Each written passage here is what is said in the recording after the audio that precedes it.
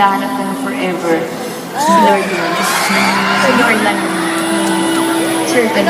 Walang fairy tale sa pag-ibig. Walang perfect na tao. Gusto ko eh. Dapat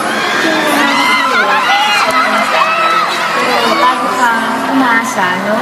Bago ka paglagay na expectation sa isang tao, kilalanin mo rin muna yung sarili mo. Kilalanin mo yung sarili mo na ano ba ang gusto ko? Ano ba ang ayaw ko? Ano ba ang kaya ko?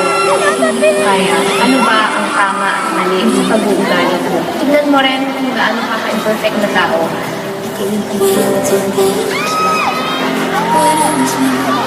At once na may dumating na isang tao na tanggap lahat yon, hindi ka iniwan, jackpot.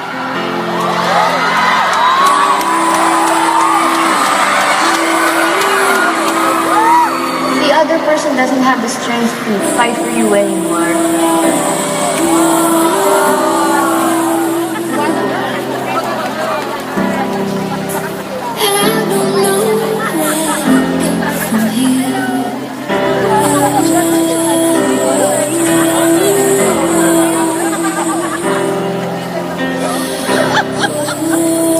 Basta ang importante po, naging totoo ka, naging faithful ka sa isang tao, binigay mo ang oras mo, ang loyalty mo sa isang tao, regardless kung mag-work o hindi, importante na mahal ka.